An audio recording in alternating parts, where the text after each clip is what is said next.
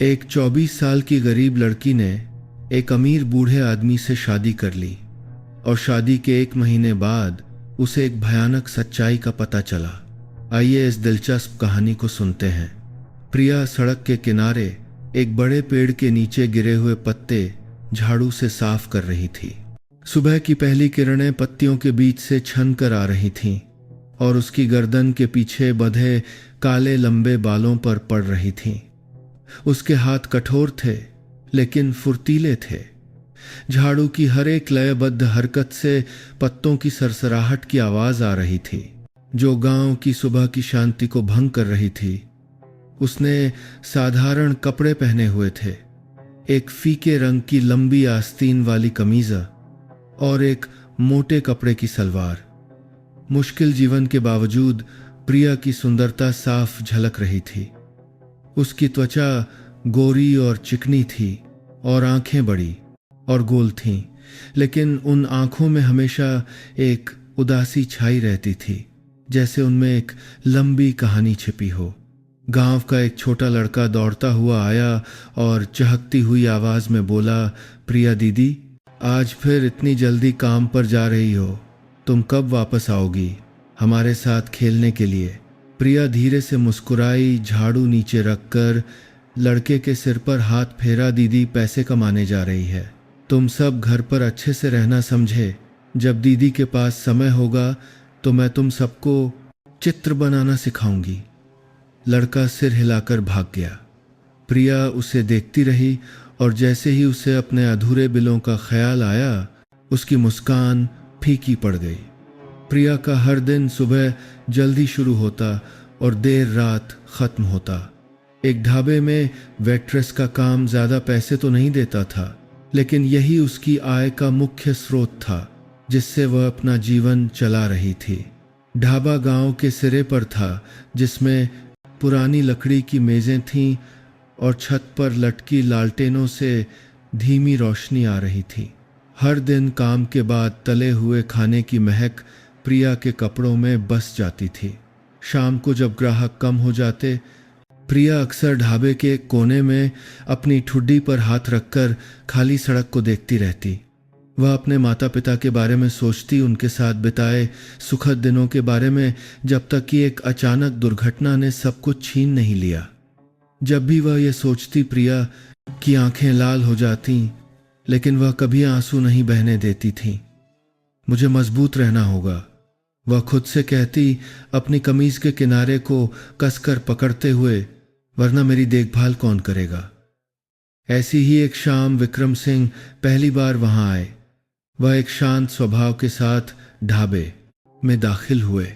उन्होंने एक गहरे रंग का सूट पहना हुआ था जो उन पर बिल्कुल फिट बैठ रहा था और उनके चमड़े के जूते चमक रहे थे।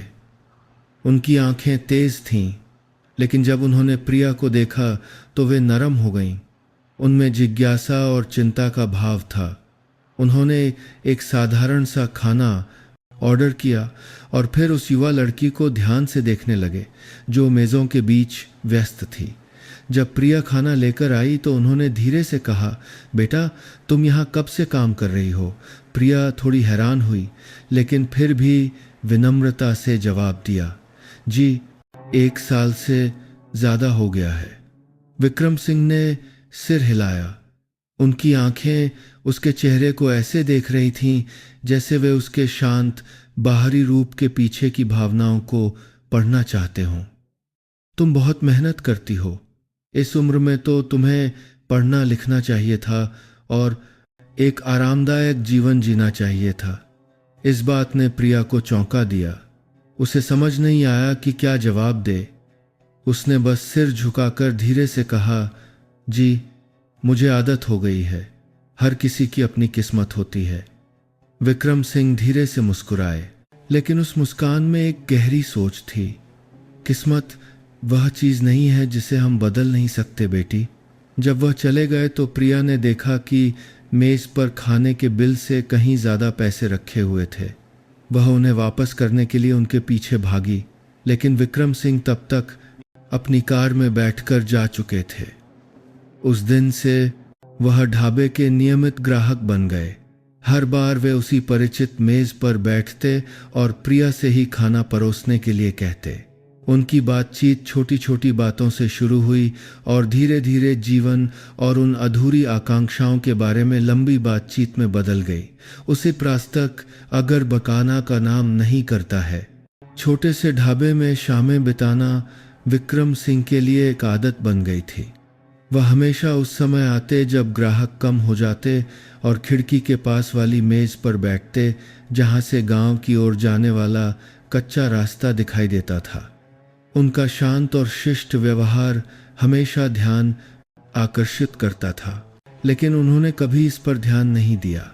हर बार जब प्रिया खाना लेकर आती तो वह उसे एक सौम्य मुस्कान देते और चिंता भरे स्वर में पूछते, आज काम करके थक गई? बेटी शुरू में प्रिया केवल औपचारिक रूप से जवाब देती थी, लेकिन धीरे धीरे उसे उनकी आंखों और आवाज में सच्चाई महसूस होने लगी। विक्रम सिंह ने उसे अपने जीवन की कहानियां सुनाई। एक गरीब लड़का जो गांव से बड़ा हुआ, जिसने अपना साम्राज्य बनाने के लिए हर तरह के काम किए। मैं भी तुम्हारी तरह था, हर जगह मजदूरी करता था। बस फर्क यह था कि उस समय मेरे पास साझा करने के लिए कोई नहीं था। उन्होंने कहा। उनकी आंखें दूर सड़क पर टिकी थीं। प्रिया चुपचाप सुनती रही उसे। उनके शब्दों में न केवल गर्व महसूस हुआ, बल्कि एक ऐसा अकेलापन भी महसूस हुआ जिसे छिपाया नहीं जा सकता था। एक शाम ढाबा खाली हो जाने के बाद भी विक्रम सिंह नहीं गए। प्रिया मेज साफ करने के लिए आई तो उन्होंने उसे रोका। क्या तुम थोड़ी देर यहां बैठ सकती हो? मुझे कुछ बात करनी है। प्रिया थोड़ी असहज हुई, लेकिन उनकी सच्ची आंखों ने उसे मना नहीं करने दिया।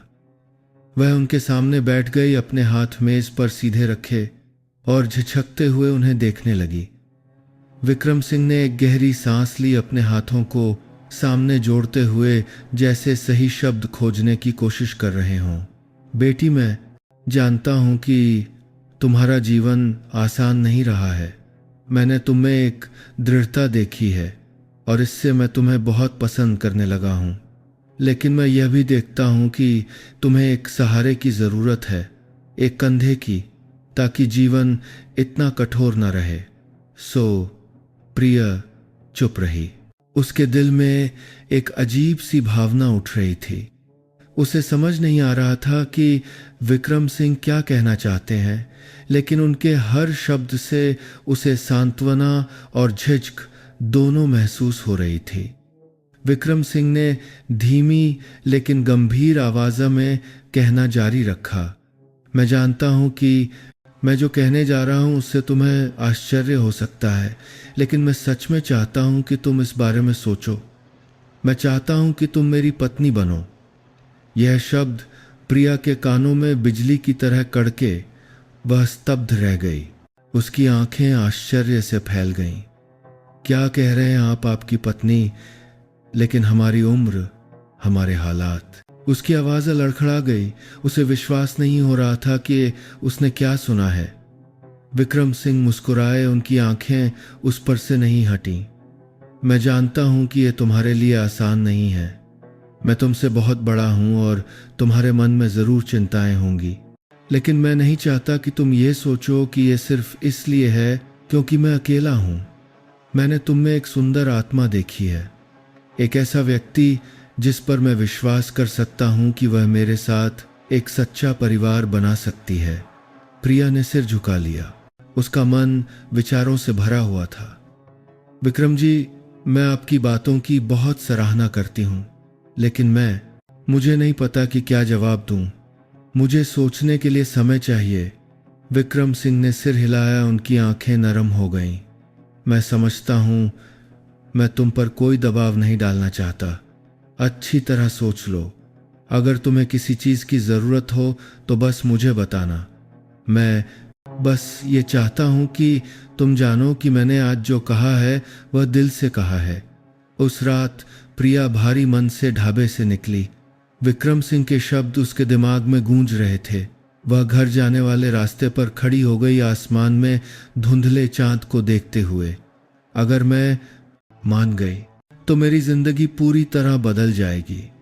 लेकिन क्या मैं सच में खुश रहूंगी? क्या मैं उन पर भरोसा कर सकती हूँ? ये सवाल उसके दिमाग में घूमते रहे। उसे एक पल के लिए भी शांति नहीं मिली। उस रात प्रिया अपनी छोटी सी चारपाई पर लेटी रही, आंखें छत को घूरती रहीं। उसे अपने मुश्किल दिन याद आए, एक सुखी परिवार का सपना याद आया, लेकिन वह विक्रम सिंह के साथ जीवन की संभावनाओं के बारे में भी सोचती रही।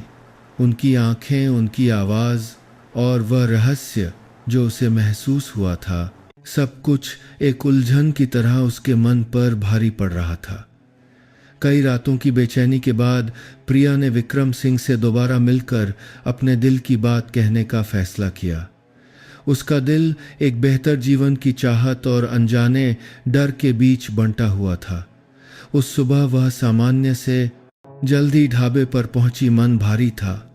जब विक्रम सिंह आए तो वे हमेशा की तरह शांत और सौम्य दिख रहे थे। प्रिया उनके पास गई, अपने कांपते हाथों को छिपाने के लिए अपनी कमीजा का पल्लू कसकर पकड़ लिया। विक्रम जी, मैंने अच्छी तरह सोच लिया है, उसने शुरू किया। उसकी आवाज़ थोड़ी कांप रही थी, लेकिन आंखों में दृढ़ता थी। अगर आपकी बात सच है तो मैं सहमत हूं, लेकिन मेरी एक शर्त है। मैं आपके बारे में, आपके जीवन के बारे में और आगे मेरे लिए क्या इंतज़ार कर रहा है, सब कुछ जानना चाहती हूं।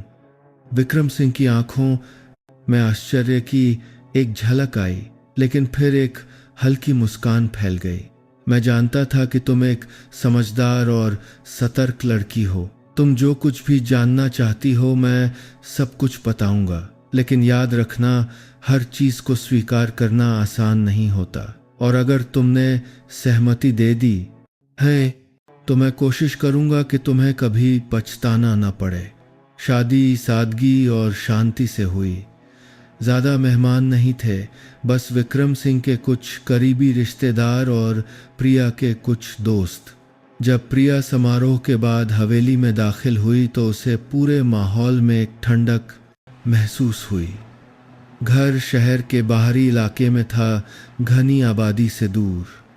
यह एक शानदार हवेली थी, जिसमें ऊंची सफ़ेद दीवारें, बड़ी खिड़कियां और एक विशाल बगीचा था। लेकिन अंदर का माहौल बिल्कुल अलग था। दीवारों पर पुरानी पेंटिंग्स लटकी हुई थीं। लंबे गलियारे में क्रिस्टल झाड़फानूस की रोशनी संगमरमर के फर्श पर धुंधली परछाइयां बना रही थीं। प्रिया का हर कदम उस खामोशी में गूंज रहा था जो डरावनी थी। उसे लगा जैसे वह एक अलग दुनिया में आ गई है, एक ऐसी जगह जो सुंदर भी थी और रहस्यमयी भी। विक्रम सिंह उसे हर कमरे से ले गए, लेकिन एक बड़े बंद दरवाजे के सामने रुक गए। ये मेरा स्टडी रूम है, यहाँ मेरे अलावा किसी को आने की इजाज़त नहीं है, तुम्हें भी नहीं। मुझे पूरी प्राइवेसी चाहिए। उनकी आवाज़ गहरी और पहले से ज़्यादा गंभीर हो गई। प्रिया बस सिर हिला सकी, हालांकि उसके मन में कई सवाल उठ रहे थे। इतना गंभीर क्यों? वह क्या छिपा रहे हैं? हवेली में जीवन सख्त नियमों के साथ शुरू हुआ। प्रिया को विक्रम सिंह की इजाज़त के बिना घर से बाहर जाने की अनुमति नहीं थी और हर रात वह उससे अपने कमरे में रहने के लिए कहते थे। इधर उधर घूमने की मनाही थी। हालांकि विक्रम सिंह हमेशा दयालु और देखभाल करने वाले लगते थे, लेकिन इस नियंत्रण ने प्रिया को घुटन महसूस कराई। एक शाम जब वह लिविंग रूम की सफाई कर रही थी, उसने ऊपर से तेज कदमों की आवाज सुनी और फिर दरवाजा जोर से बंद हुआ। प्रिया ने ऊपर देखा और विक्रम सिंह की परछाई को गलियारे से गुजरते हुए और स्टडी रूम में जाते हुए देखा। जिज्ञासा ने उसे यह जानने के लिए उकसाया कि क्या हो रहा है, लेकिन शादी के दिन की उनकी गंभीर आंखें उसके दिमाग में कौंध गईं, जिससे वह झिक गई। हवेली में रहते हुए प्रिया ने महसूस किया कि घर के नौकर चाकर कुछ अजीब थे। वे शायद ही कभी बात करते थे और जब भी उससे मिलते थे तो हमेशा एक सतर्क रवैया अपनाते थे। एक बार उसने एक बूढ़ी हाउसकीपर से बात करने की कोशिश की। आंटी जी, ये घर थोड़ा उदास लगता है। पहले विक्रम जी यहाँ किसके साथ रहते थे? हाउसकीपर चौंक गई। उसकी आंखों में चिंता साफ झलक रही थी। बहू जी, मालिक बहुत अच्छे इंसान हैं, लेकिन उन्हें अतीत के बारे में बात करना पसंद नहीं है।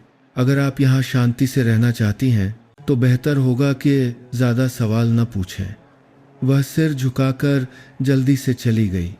प्रिया को वहीं खड़ा छोड़ गई, जो उत्सुक और असुरक्षित दोनों महसूस कर रही थी। उस रात प्रिया सो नहीं सकी। तहखाने से आती अजीब आवाज़ों ने उसे चौंका दिया। पहले तो उसने सोचा कि यह छोटे जानवरों या दरारों से आती हवा की आवाज़ है, लेकिन आवाज़ें नियमित थी, जैसे कोई इंसान इधर उधर चल रहा हो। प्रिया ने उठने का फैसला किया। धीरे से दरवाज़ा खोला और अंधेरे गलियारे में बाहर निकल गई। जब वह तहखाने की ओर जाने वाली सीढ़ियों की ओर बढ़ी तो उसका दिल जोर जोर से धड़क रहा था। घना अंधेरा और सीलन की गंध ने उसे झिझकने पर मजबूर कर दिया, लेकिन जिज्ञासा डर पर हावी हो गई। वह एक एक करके सीढ़ियां उतरने लगी। हाथ में टॉर्च की रोशनी आसपास की दीवारों पर पड़ रही थी, जिससे धूल से ढकी दस्तावेजों की अलमारियां और बड़े लकड़ी के बक्से दिखाई दे रहे थे। प्रिया ने एक बक्सा खोला। अंदर पुरानी डायरियां और कागजात थे। उसने हरदार की बात साथ से बताए बक्सा खोला। खसकी दीवारों पर एक डायरी उठाई, पीले पड़ चुके पन्नों को पलटा और फिर पहली पंक्तियां पढ़ते ही उसके हाथ कांपने लगे। तारीख: मुझे नहीं पता कि मैं और कितना सहन कर सकती हूँ। यह घर मेरी जेल है और वह जेलर। प्रिया ने सिर उठाया। उसकी आंखें डर से फैल गईं।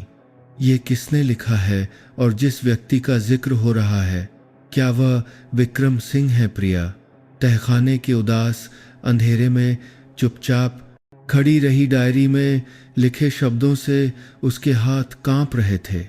उसकी आंखें हर पंक्ति पर टिकी थीं, जैसे उसे पढ़ी हुई बातों पर विश्वास न हो। शब्द दर्द और निराशा से भरे हुए लग रहे थे। तारीख: वह वैसा नहीं है जैसा मैंने सोचा था। शुरू में मैं उसकी सौम्यता और अमीरी से मोहित हो गई थी, लेकिन शादी के बाद मुझे एहसास हुआ कि मैं उसके हाथों की कठपुतली मात्र हूं, जिसे नियंत्रित किया जाता है, और इस घर से बाहर जाने की इजाज़त नहीं है। प्रिया की सांसें तेज हो गईं। ये ज़रूर उनकी पूर्व पत्नी ने लिखा है। वह फुसफुसाई। उसकी आवाज़ कांप रही थी। उसने जल्दी जल्दी पन्ने पलटे। हाथ में टॉर्च की रोशनी कांप रही थी, जिससे उसकी परछाई पुरानी दीवारों पर नाच रही थी। तारीख: मैं भागना चाहती हूँ, लेकिन वह सब कुछ जानता है। उसने मुझे धमकी दी है कि अगर मैंने जाने की हिम्मत की तो वह मेरी हर प्यारी चीज़ को नष्ट कर देगा। मुझे लगता है जैसे मैं इसी घर में धीरे धीरे मर रही हूँ। प्रिया ने डायरी छोड़ दी। वह एक सूखी आवाज़ के साथ ज़मीन पर गिर गई, लेकिन उसका ध्यान उसे उठाने में नहीं था। उसका दिल जैसे रुक गया था। उसके दिमाग में सारे टुकड़े जुड़ने लगे। उनकी पूर्व पत्नी मर चुकी है, लेकिन क्यों? क्या उसकी मौत सच में एक दुर्घटना थी? उसने सिर उठाया। तहखाने के चारों ओर संदेह भरी नजरों से देखा। उसके पैर अनजाने में उसे एक अंधेरे कोने की ओर ले गए, जहां एक बड़ी लोहे की अलमारी बंद थी। प्रिया घुटनों के बल बैठ गई। उसके हाथ ठंडे ताले को छू रहे थे। उसने उसे खोलने की कोशिश की, लेकिन कोई रास्ता नहीं था। निराशा में उसने डायरी के साथ बंधी एक डोरी पर लगी एक छोटी चाबी देखी। उसने जल्दी से डायरी उठाई, चाबी निकाली और ताले में डाल दी।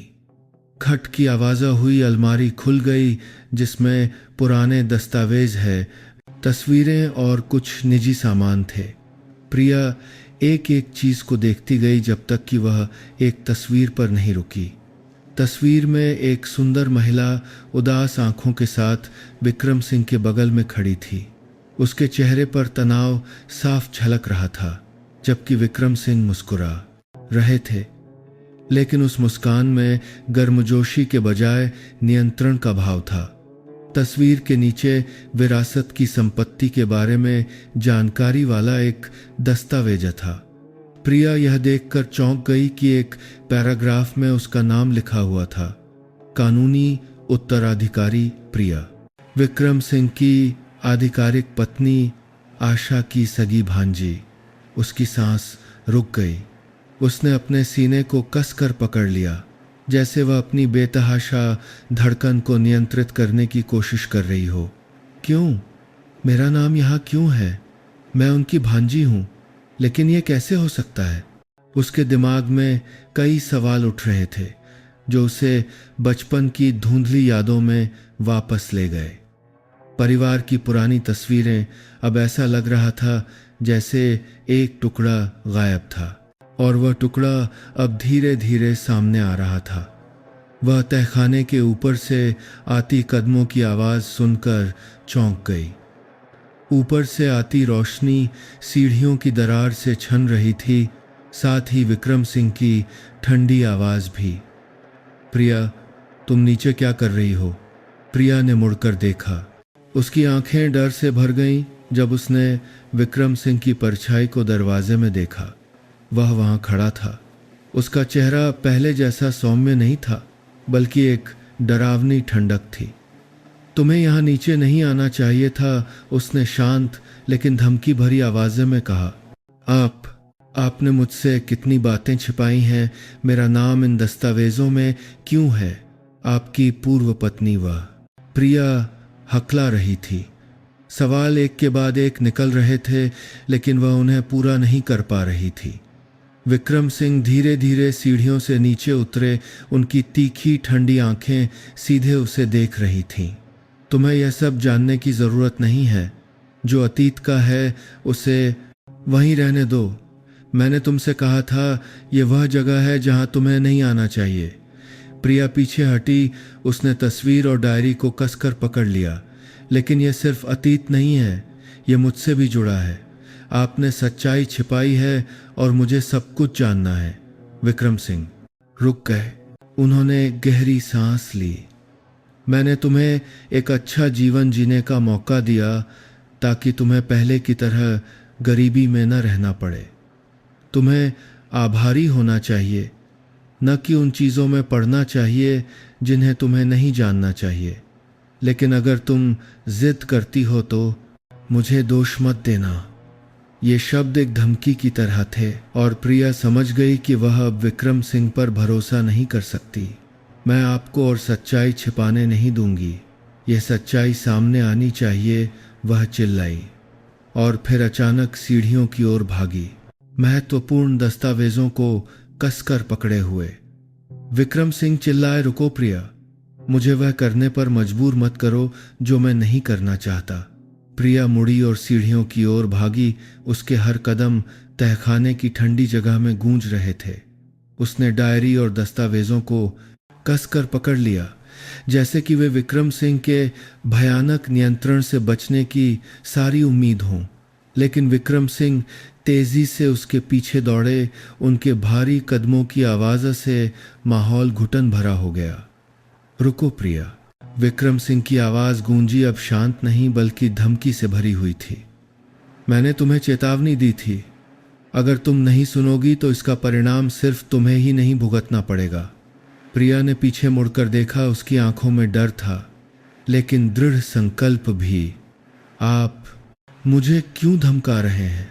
अगर आप सच में निर्दोष हैं तो सच्चाई सामने आने से क्यों डरते हैं?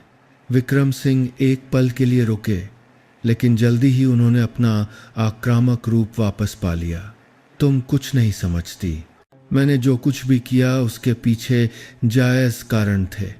तुम पूरी कहानी नहीं जानती, इसलिए फैसला सुनाने की कोशिश मत करो।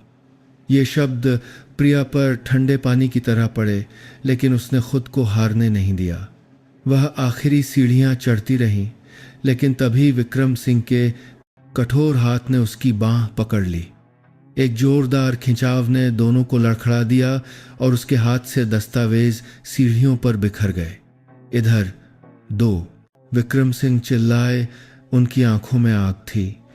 उनका चेहरा अब पहले जैसा सौम्य नहीं था, बल्कि एक कोने में फंसे जानवर की तरह खूंखार हो गया था।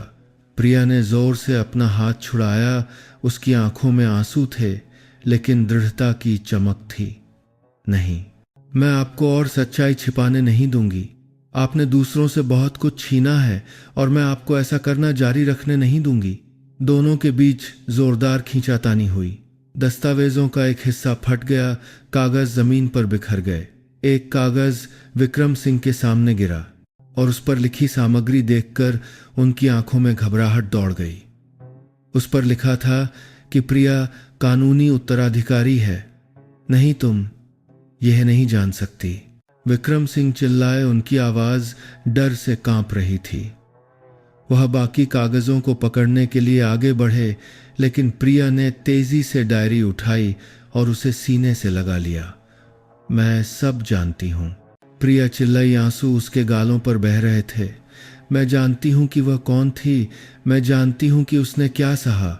आपने उसकी जिंदगी बर्बाद कर दी और अब आप मेरे साथ भी वही करना चाहते हैं। विक्रम सिंह एक कदम पीछे हटे। उनका चेहरा गुस्से से बदलकर घबराहट में बदल गया। उनकी आंखों में थोड़ी नरमी आई, लेकिन जिद अभी भी हावी थी। प्रिया, मैं तुम्हें नुकसान नहीं पहुंचाना चाहता था। मैं बस उसे बचाना चाहता था जो मैंने बनाया है। तुम नहीं समझती, मैंने सब कुछ परिवार के लिए किया, तुम्हारे भविष्य के लिए, मेरे भविष्य के लिए। प्रिया का गला भर आया। उसकी आवाज जैसे दिल की गहराइयों से निकली हो। क्या आपने उनके भविष्य के बारे में सोचा? वह दुख में जीती रही, आपके नियंत्रण में, और अंत में बिना किसी को सच्चाई बताए मर गईं। आप इसे सुरक्षा कहते हैं। विक्रम सिंह चुप हो गए। उनके कंधे झुक गए, जैसे प्रिया के शब्दों ने उस सारी सच्चाई को उजागर कर दिया हो जिसे वह हमेशा दफनाने की कोशिश करते थे। लेकिन फिर वह सीधे खड़े हो गए। उनकी आंखों में दृढ़ता की चमक थी। तुम उसे नहीं समझती। वह वैसी आदर्श नहीं थी जैसा तुम सोचती हो। कुछ बातें हैं जो तुम कभी नहीं जान पाओगी। तो बताइए, प्रिया चिल्लाई। उसकी लाल आंखें सीधे उन्हें देख रही थीं। सब कुछ बताइए। मैं सब कुछ आपसे सुनना चाहती हूँ। आपसे ही, न कि झूठी कहानियां या छिपाने के लिए गढ़ी गई बातें। तहखाने में हवा जैसे थम गई। विक्रम सिंह ने एक गहरी सांस ली। उनकी आंखें प्रिया को देख रही थीं। अब उनमें गुस्सा नहीं, बल्कि एक गहरी थकान थी। अगर मैं बताऊं तो तुम्हें वादा करना होगा कि तुम मुझे बर्बाद नहीं करोगी। मैंने जो कुछ भी किया उसके पीछे कारण थे। प्रिया ने उन्हें देखा। मन में दुविधा थी। उसे नहीं पता था कि वह उन पर एक बार और भरोसा कर सकती है या नहीं, लेकिन वह जानती थी कि यही सच्चाई जानने का एकमात्र मौका है। उसने धीरे से सिर हिलाया। उसकी आंखें उन पर से नहीं हटीं। बोलिए, मैं सुन रही हूं। विक्रम सिंह ने जमीन पर बिखरे कागजों को देखा, फिर मुड़े और तहखाने के कोने में रखी एक पुरानी लकड़ी की कुर्सी की ओर धीरे धीरे चले। वह बैठ गए। उनकी आंखें शून्य में देख रही थीं, जैसे वह उन यादों को इकट्ठा करने की कोशिश कर रहे हों जिन्हें उन्होंने सालों से छिपा रखा था। तुम सोचती हो कि इस त्रासदी के लिए सिर्फ मैं जिम्मेदार हूं, लेकिन तुम गलत हो प्रिया, पूरी तरह से गलत। विक्रम सिंह ने सिर झुका लिया। उनके पतले हाथ आपस में जुड़े हुए थे। उंगलियां हल्की कांप रही थीं, जैसे वे किसी अदृश्य दबाव को झेल रही हों। तहखाने में इतनी शांति थी कि प्रिया को उनकी भारी सांसें भी साफ सुनाई दे रही थीं। उसके हाथ में टॉर्च की धुंधली रोशनी विक्रम सिंह के चेहरे पर पड़ रही थी, जिससे उनके माथे पर गहरी झुर्रियां और उनकी थकी हुई धुंधली आंखें दिखाई दे रही थीं। मैंने कभी नहीं सोचा था कि मुझे यह कहानी दोबारा सुनानी पड़ेगी, लेकिन तुम बहुत आगे बढ़ चुकी हो प्रिया। शायद तुम्हें सच्चाई जाननी चाहिए। उनकी आवाज़ें गहरी और खुरदरी थी। अब उसमें पहले जैसा गुस्सा नहीं था, बल्कि एक भारी उदासी थी। मेरी पूर्व पत्नी आशा वैसी कमज़ोर महिला नहीं थी जैसा तुम सोचती हो। वह मजबूत, बुद्धिमान और बहुत महत्वाकांक्षी थी, लेकिन यही महत्वाकांक्षाएं त्रासदी का कारण बनी। प्रिया चुपचाप खड़ी रही, उसकी आंखें उन पर से नहीं हटीं। आपका क्या मतलब है? मैंने उनकी डायरी पढ़ी है। उन्होंने जो लिखा है उससे पता चलता है कि उन्होंने बहुत दुख सहा। आप इससे इनकार नहीं कर सकते। उसकी आवाज़ कांप रही थी, लेकिन उसकी आंखें अभी भी दृढ़ थीं, जैसे वह उनके हर शब्द का सामना करना चाहती हो। विक्रम सिंह ने सिर उठाया, उनकी आंखें प्रिया की नज़रों से मिलीं। वह डायरी सच है, लेकिन वह सच्चाई का सिर्फ एक हिस्सा है। तुम सोचती हो कि मैं उसे नियंत्रित करता था, कि मैंने उसे दुख दिया, लेकिन तुम नहीं जानती कि आशा ने भी अपनी महत्वाकांक्षाओं को बचाने के लिए भयानक काम किए थे। प्रिया ने भौहें सिकोड़ी, मन में दुविधा थी। आपका क्या मतलब है? कैसी महत्वाकांक्षा? विक्रम सिंह ने एक गहरी सांस ली, जैसे खुद को शांत करने के लिए। वह हमेशा सब कुछ हासिल करना चाहती थी, संपत्ति, प्रतिष्ठा और इस परिवार में सत्ता। मैं ये नहीं नकारता कि मैंने उसे नियंत्रित करने की कोशिश करके गलती की, लेकिन मैंने ऐसा इसलिए किया क्योंकि मैं डर गया था। मुझे डर था कि अगर उसे वह सब मिल गया जो वह चाहती थी, तो ये परिवार बर्बाद हो जाएगा। प्रिया ने डायरी को कसकर पकड़ लिया। उसकी आवाज़ अब भावनाओं से भर गई। लेकिन यह इस बात का बहाना नहीं हो सकता कि आपने उसे कैद में महसूस कराया। उसे आज़ादी का कारना करने के लिए ताकर के इच्छा करने, अपनी जिंदगी जीने का अधिकार था। मैं अपनी गलतियों से इनकार नहीं करता प्रिया, विक्रम सिंह ने जोर से कहा। उनकी लाल आंखें उसे देख रही थीं। लेकिन तुम्हें समझना होगा, मैं भी एक इंसान हूं। मेरे भी डर हैं, कमजोरियां हैं, और मैंने जो कुछ भी किया वह सब कुछ खोने के डर से शुरू हुआ। दोनों कुछ सेकंड के लिए चुप हो गए। माहौल फिर से शांत हो गया। प्रिया ने एक गहरी सांस ली, उसकी आंखें नरम हो गईं। अगर आपको सच में पछतावा है, तो आपने सब कुछ क्यों छिपाया? आपने शुरू में ही सच्चाई क्यों नहीं स्वीकार की? विक्रम सिंह फीकी हंसे, एक ऐसी हंसी जो व्यंग्यात्मक और दर्दनाक दोनों थी। क्योंकि मैं डर गया था प्रिया। मुझे डर था कि सच्चाई न केवल मुझे बल्कि तुम्हें भी बर्बाद कर देगी। तुम उसकी एकमात्र बची हुई रिश्तेदार हो। मैं नहीं चाहता था कि तुम इस दलदल में फंसो, लेकिन शायद मैं गलत था। प्रिया चुप रही। विक्रम सिंह के शब्दों ने उसे ऐसा महसूस कराया जैसे उसका दिल दो टुकड़ों में बंट गया हो। एक तरफ उसे उनके नियंत्रण करता है से उन्होंने आशा के साथ जो किया उससे और उन रहस्यों से नफरत थी जो उन्होंने छिपाए थे। लेकिन दूसरी तरफ उसने उनकी आंखों में एक गहरा पछतावा देखा। एक बूढ़ा आदमी जो अपने बचे हुए आत्मसम्मान को बचाने की कोशिश कर रहा था। आपको पछतावा हो सकता है, उसने गहरी लेकिन दृढ़ आवाज में कहा, लेकिन यह इस सच्चाई को नहीं बदलता कि आपने गलती की। आपने उसकी जिंदगी बर्बाद कर दी और अब मैं इसे नजरअंदाज नहीं कर सकती। मैं इस सच्चाई को सामने लाऊंगी ताकि उसे शांति मिल सके। विक्रम सिंह ने धीरे से अपनी आंखें बंद कर लीं, जैसे उसके शब्दों ने उन्हें हरा दिया हो। तुम जो करना चाहती हो करो प्रिया, मैं अब तुम्हें नहीं रोकूंगा। शायद अब मेरे किए की सजा भुगतने का समय आ गया है। प्रिया ने बिना किसी हिचकिचाहट के जल्दी से डायरी और दस्तावेज उठाए और तहखाने से बाहर निकल गई। सुबह के सूरज की धुंधली रोशनी में उसने पुलिस को फोन किया। उसकी आवाज़ दृढ़ता से भरी हुई थी। मेरे पास संपत्ति और एक संदिग्ध मौत से जुड़े एक मामले के सबूत हैं। मुझे सुरक्षा और जांच में सहायता की ज़रूरत है। इस बीच विक्रम सिंह तहखाने में अकेले बैठे रहे। उनके कंधे झुके हुए थे, आंखें शून्य में देख रही थीं। वह रोए नहीं, लेकिन उनकी आंखों में एक टूटन साफ झलक रही थी, जैसे एक व्यक्ति जिसने सब कुछ खो दिया हो। वह सही थी, वह फुसफुसाए, उनकी आवाज खाली जगह में गूंज रही थी। मैं सच में किसी के लायक नहीं हूं। प्रिया लिविंग रूम में बैठी थी, डायरी और दस्तावेजों को कसकर पकड़े हुए, जैसे वे उसे सभी अनिश्चितताओं से बचाने वाली ढाल हों। उसकी आंखें दीवार पर लगी घड़ी से नहीं हट रही थीं। हर सेकंड धीरे धीरे बीत रहा था, जैसे यातना दे रहा हो।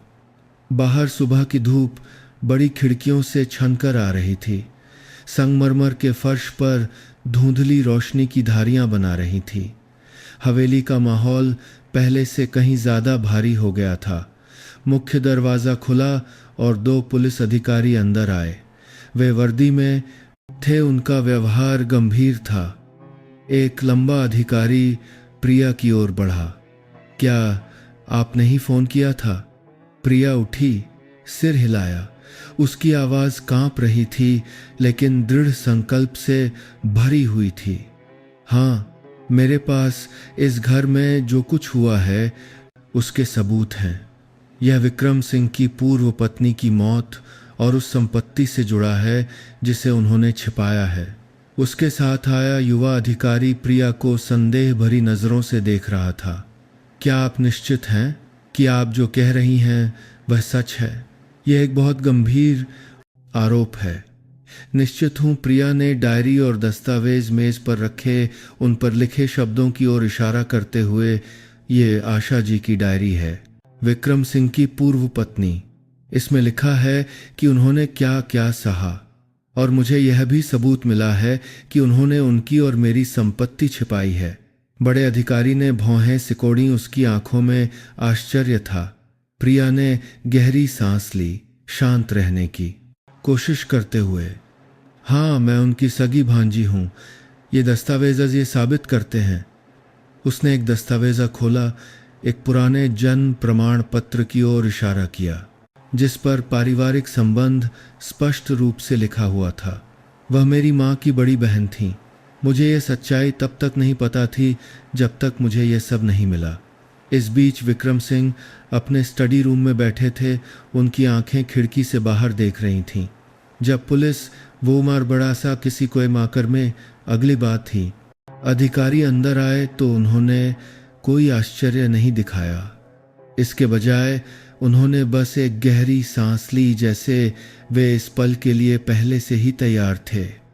मैं जानता था कि यह दिन आएगा, उन्होंने गहरी आवाज़ में कहा। बड़ा अधिकारी उनके सामने बैठ गया।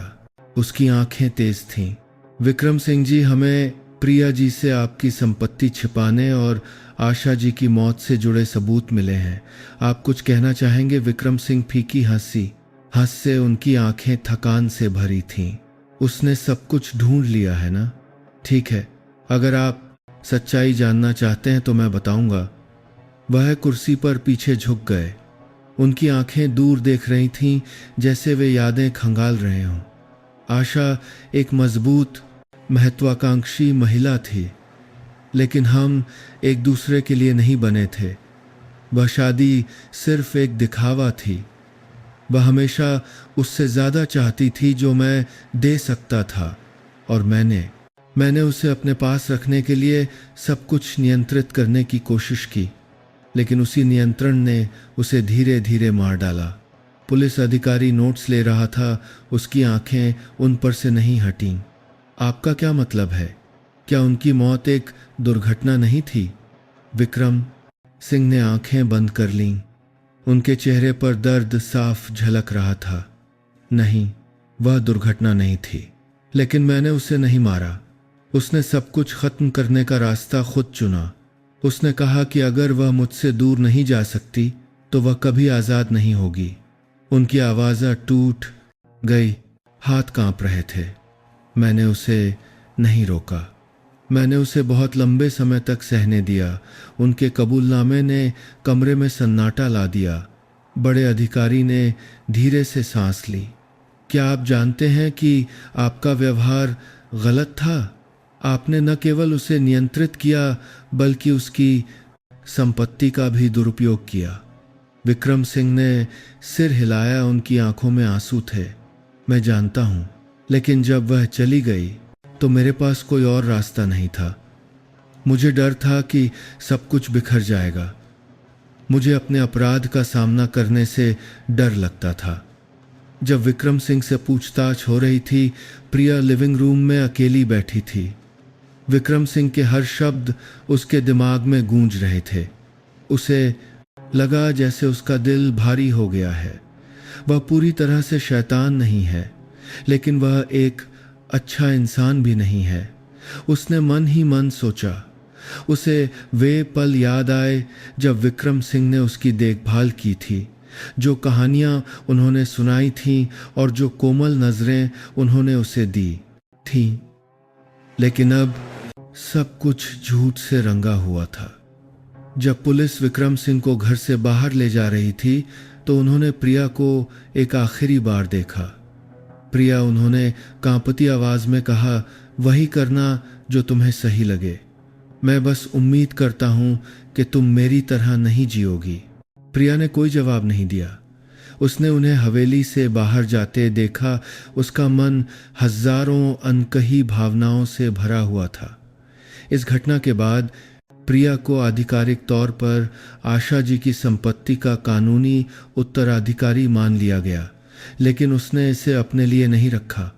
उसने पूरी संपत्ति महिलाओं और अनाथ बच्चों के लिए एक सहायता केंद्र बनाने के लिए दान करने का फैसला किया।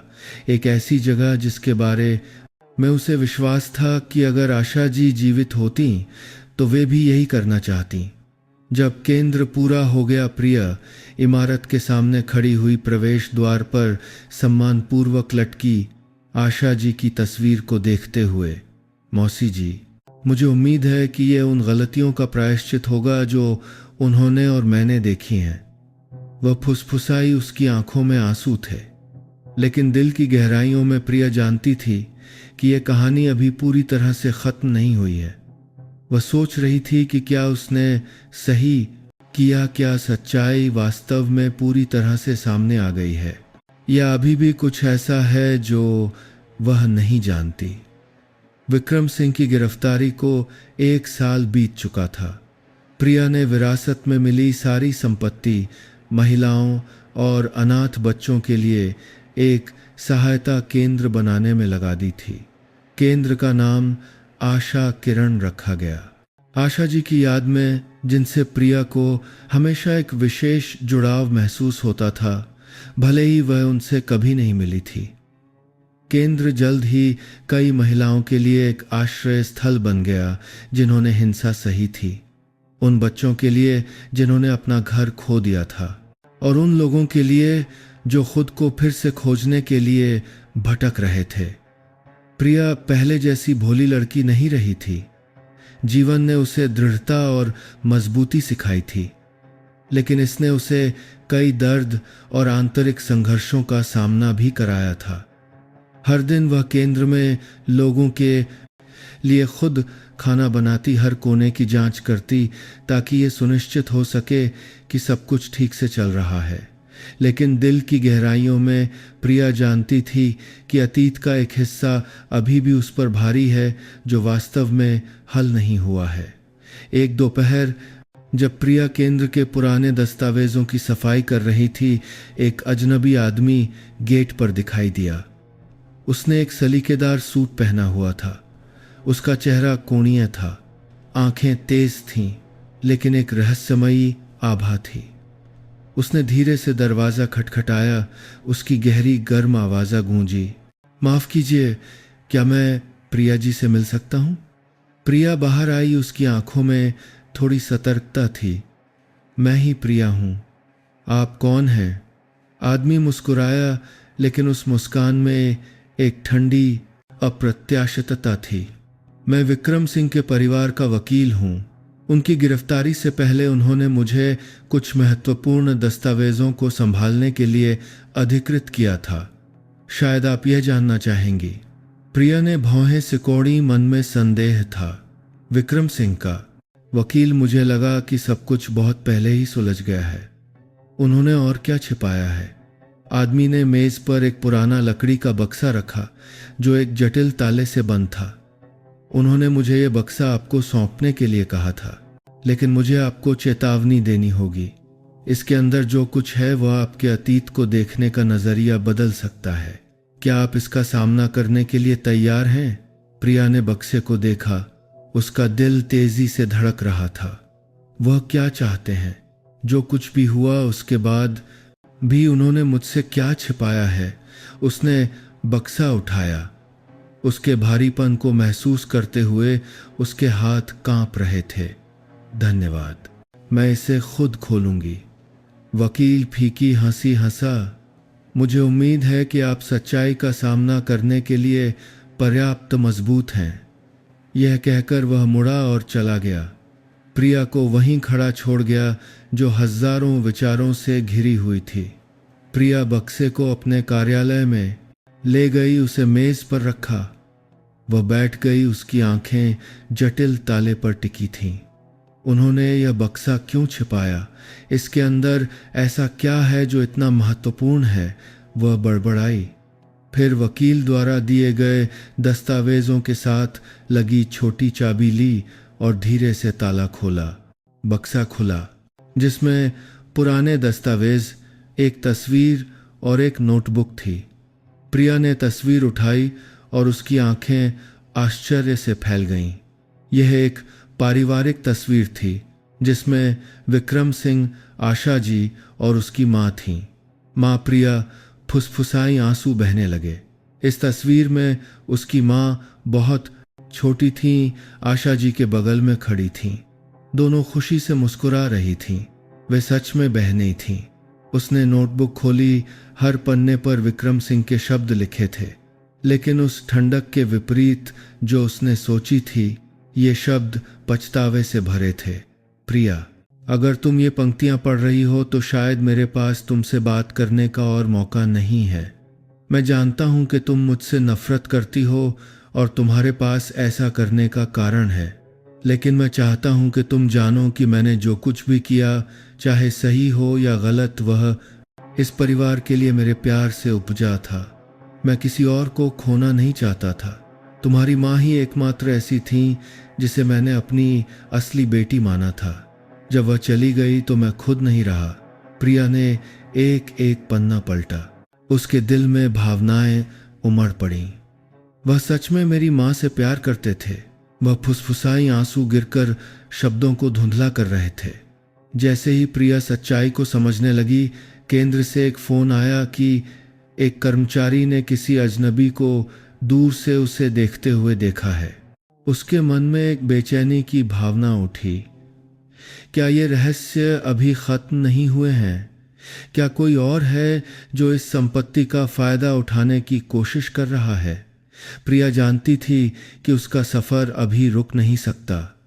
विक्रम सिंह ने जो कुछ भी छोड़ा था, प्यार और गलतियां, दोनों ने एक नया दरवाजा खोल दिया था जहां उसे आगे की खोज करनी थी, सामना करना था और उन चीज़ों की रक्षा करनी थी जिन पर वह विश्वास करती थी। केंद्र से फोन आने के बाद प्रिया को लगा कि कुछ गड़बड़ है।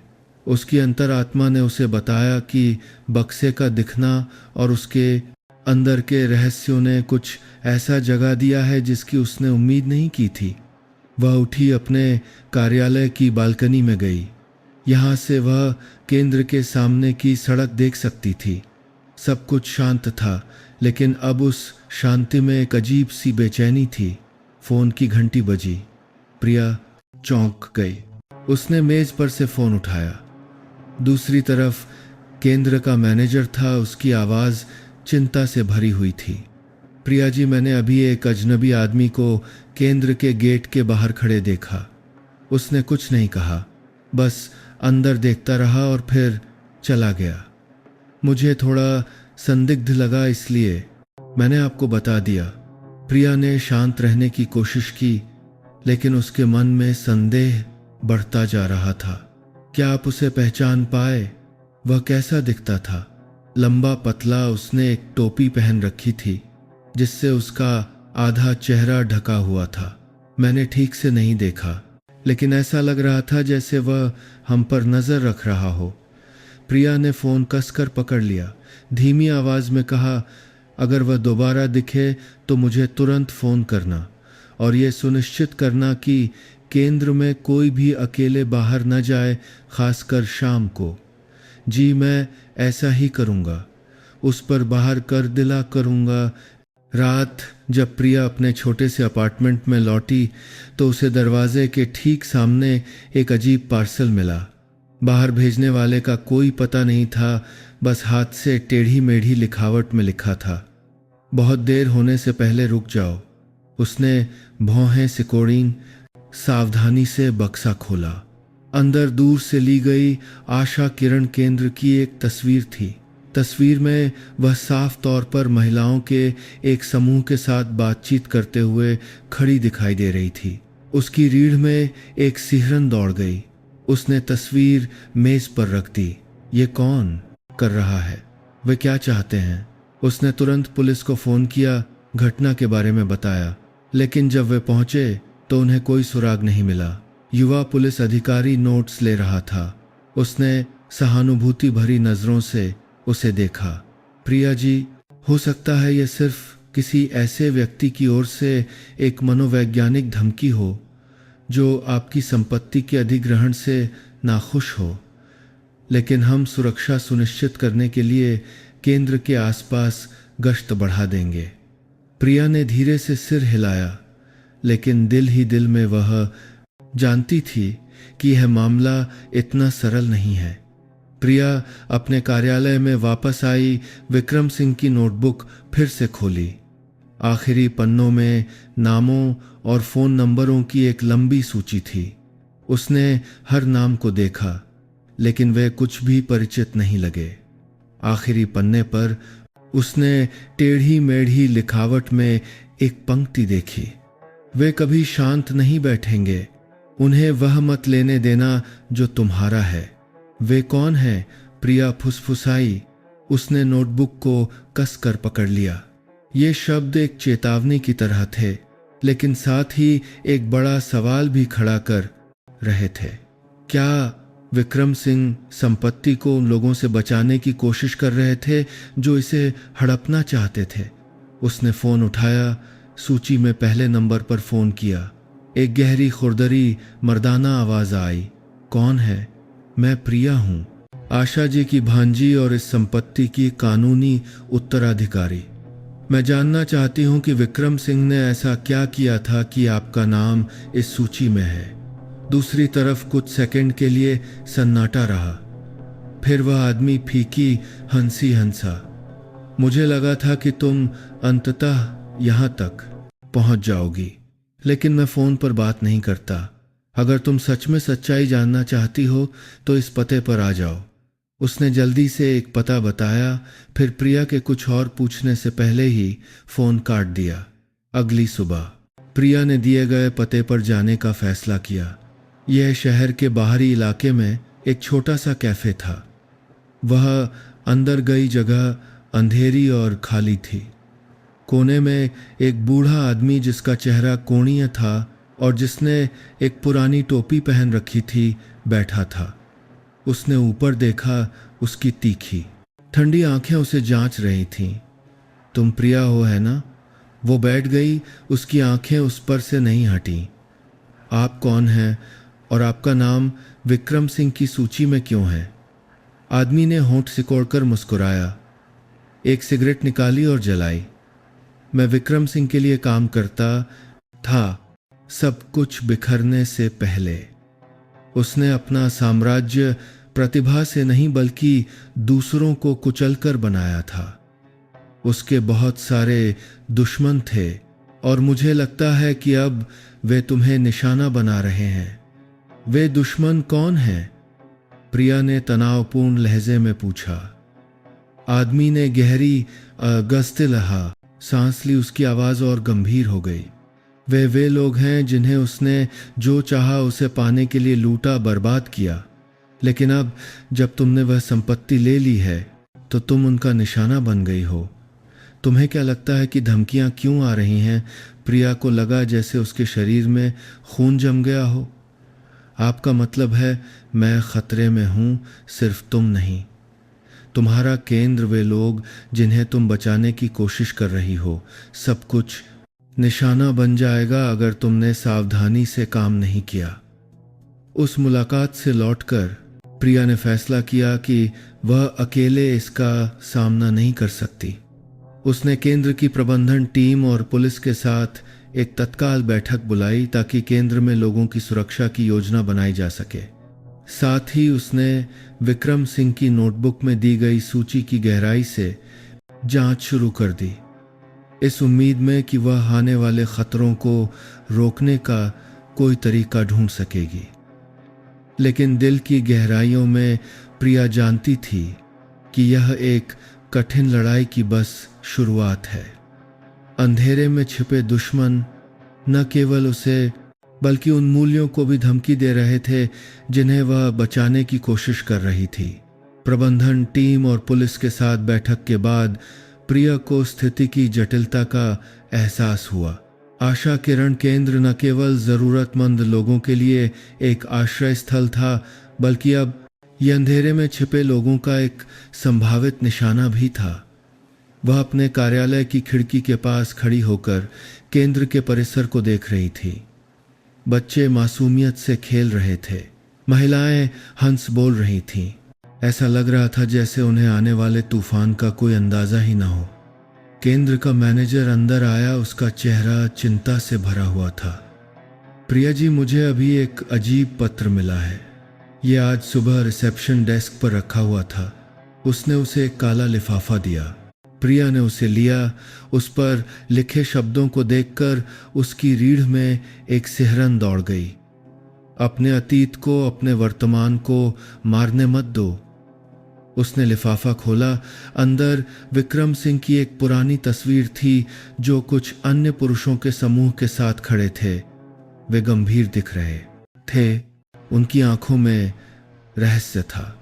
लेकिन जिस चीज ने प्रिया का ध्यान सबसे ज्यादा खींचा वह यह थी कि उनमें से एक वही आदमी था जिससे वह कल कैफे में मिली थी। वह सब कुछ पहले से जानता था। प्रिया बड़बड़ाई, उसने तस्वीर को कसकर पकड़ लिया। ये लोग कौन हैं और वे मुझसे क्या चाहते हैं? उस रात केंद्र सो गया, लेकिन प्रिया शांत नहीं रह सकी। वह अपने कार्यालय में बैठी पुलिस को सौंपने के लिए आवश्यक दस्तावेजों को व्यवस्थित कर रही थी। तभी अचानक परिसर के बाहर की बत्तियां बुझ गईं। कमरा अंधेरे में डूब गया। क्या हुआ? वह बड़बड़ाई, खिड़की की ओर बढ़ते हुए। बाहर सब कुछ अजीब तरह से शांत था। उसने जल्दी से मैनेजर को फोन किया, लेकिन किसी ने नहीं उठाया। तभी केंद्र के पीछे से एक जोरदार आवाज आई। प्रिया नीचे की ओर भागी। उसका दिल जोर जोर से धड़क रहा था। जब वह पिछले आंगन में पहुंची तो उसने देखा कि एक दरवाजा टूटा हुआ है। कुछ अजनबी लोग केंद्र के स्टोर रूम में सामान खंगाल रहे थे। एक ने मुड़कर देखा। उसकी नजरें उससे मिलीं, ठंडी और चुनौतीपूर्ण। अरे कौन है? मालकिन है ना? वह फीकी हंसी हंसा। उसका लहजा उपहास से भरा हुआ था। तुम लोग यहां क्या कर रहे हो? तुरंत केंद्र से बाहर निकलो, वरना मैं पुलिस को बुला लूंगी। प्रिया चिल्लाई, शांत रहने की कोशिश करते हुए। वह आदमी उसके पास आया। उसका चेहरा धुंधली रोशनी में दिखाई दे रहा था। बुलाओ, जरूर बुलाओ, लेकिन तुम्हें क्या लगता है कि पुलिस क्या कर लेगी? ये कोई खेल नहीं है छोटी लड़की, ये बड़ों का मामला है और तुमने गलत पक्ष चुना है। प्रिया के जवाब देने से पहले केंद्र का एक सुरक्षा गार्ड टॉर्च लेकर दौड़ता हुआ आया। कौन है वहां? रुको! अजनबी लोग तुरंत भाग गए, पीछे एक अस्त व्यस्त दृश्य छोड़ गए। इस घटना के बाद प्रिया ने स्टोर रूम की जांच की और पाया कि उन लोगों ने न केवल घुसपैठ की थी बल्कि जानबूझकर दीवार पर लाल पेंट से एक संदेश भी छोड़ा था। उन्होंने लिखा था, जो तुम्हारा खास्त बी कंपैक्टर नहीं है उसे वापस कर दो। उसने तुरंत पुलिस को बुलाया। जब पुलिस पहुंची तो उन्होंने पूरे इलाके की तलाशी ली और कोने में एक मुड़ा हुआ कागज पाया। उस पर वित्तीय जानकारी और विक्रम सिंह की संपत्ति से संबंधित एक चार्ट बना हुआ था। ये लोग स्पष्ट रूप से वह वापस लेने की कोशिश कर रहे हैं जो उन्हें लगता है कि उनका है, एक पुलिस अधिकारी ने कहा। लेकिन जिस चीज़ ने प्रिया का ध्यान खींचा वह चार्ट पर एक नाम था, राजेश वर्मा। उस नाम ने उसे तहखाने में विक्रम सिंह के साथ हुई बातचीत की याद दिला दी। उन्होंने एक बार हाई नाम के एक व्यक्ति का जिक्र किया था जिसने अतीत में उन्हें धोखा दिया था। राजेश वर्मा कौन है? प्रिया ने संदेह भरी आवाज़ में पूछा। पुलिस अधिकारी ने भौहें सिकोड़ी, उसका चेहरा गंभीर हो गया। यह व्यक्ति विक्रम सिंह का करीबी सहयोगी हुआ करता था, लेकिन एक वित्तीय घोटाले के बाद वर्मा बिना कोई निशान छोड़े कंपनी से गायब हो गया। कई लोग कहते हैं कि उसे विक्रम सिंह ने रास्ते से हटा दिया था, लेकिन किसी के पास कोई ठोस सबूत नहीं है। अगर वर्मा सच में वापस आ गया है तो शायद मामला और भी जटिल हो जाएगा। यह जानते हुए कि केंद्र खारना संभा दिया था कि केंद्र और उसमें रहने वाले लोगों की सुरक्षा खतरे में है, प्रिया ने फैसला किया कि वह और इंतज़ार नहीं कर सकती। उसने उस अजनबी आदमी से संपर्क किया जिससे वह कैफ़े में मिली थी और उससे और जानकारी देने के लिए कहा। वर्मा, वह कहाँ है? प्रिया ने फ़ोन पर पूछा। क्या तुम सच में उससे मिलना चाहती हो? वह कोई आसान आदमी नहीं है, उस आदमी ने चेतावनी दी। निश्चित रूप से, प्रिया ने दृढ़ आवाज़ में जवाब दिया। अगर वह इस सब का हिस्सा है तो मुझे सच्चाई जाननी होगी। कुछ दिनों बाद प्रिया को बाहरी इलाके में एक सुनसान घर में ले जाया गया। आदमी ने दरवाज़ा खोला और उसे अंदर ले गया। अंदर एक बूढ़ा आदमी एक पुरानी लकड़ी की कुर्सी पर बैठा था। उसकी तीखी ठंडी आंखें उसे देख रही थीं। तुम प्रिया हो? उस आदमी ने कहा। उसकी आवाज़ गहरी और अधिकारपूर्ण थी। हाँ, आप राजेश वर्मा हैं? प्रिया ने पूछा। उसकी आंखें उस पर से नहीं हटीं। वर्मा ने धीरे से सिर हिलाया, होंठों पर एक टेढ़ी मुस्कान थी। तुम मेरी सोच से ज़्यादा बहादुर लगती हो, लेकिन बहादुरी काफ़ी नहीं है लड़की। तुम उस चीज़ को पकड़े हुए हो जिसे बहुत से लोग चाहते हैं, और मेरा विश्वास करो उनमें से किसी की भी नीयत अच्छी नहीं है। आप विक्रम सिंह की संपत्ति के बारे में बात कर रहे हैं या कुछ और? वर्मा फीकी हंसा। उसकी तीखी आंखें सीधे उसे देख रही थीं। दोनों। लेकिन सवाल यह है कि क्या तुम उसे बचाने के लिए जो कुछ तुम्हारे पास है उसे कुर्बान करने के लिए तैयार हो? प्रिया को अपनी रीढ़ में एक सिहरन महसूस हुई। यह मुलाकात सिर्फ जवाब खोजने के लिए नहीं थी, बल्कि एक चेतावनी भी थी कि वह एक ऐसी लड़ाई में उतर चुकी है जिससे पीछे हटना नामुमकिन है। उस सुनसान घर का कमरा एक पुराने फिलामेंट बल्ब की पीली रोशनी में डूबा हुआ था। राजेश वर्मा अधिकार और थोड़ी थकान के मिले जुले भाव के साथ प्रिया को ध्यान से देख रहा था, जैसे वह उसके विचारों को पढ़ना चाहता हो। प्रिया उसके सामने खड़ी थी, अपने मन को स्थिर रखने की कोशिश कर रही थी, हालांकि उसका दिल बेचैन था।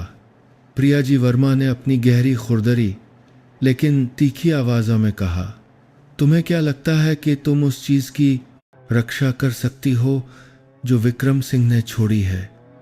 आशा जी की भांजी है ना, एक भोली भाली युवा लड़की जो एक ऐसी लड़ाई में उतर गई है जिसे वह समझती भी नहीं। मैं भोली नहीं हूँ, प्रिया ने दृढ़ नज़रों से जवाब दिया। मैं जानती हूँ कि मैं क्या कर रही हूँ और मुझे यह क्यों करना है।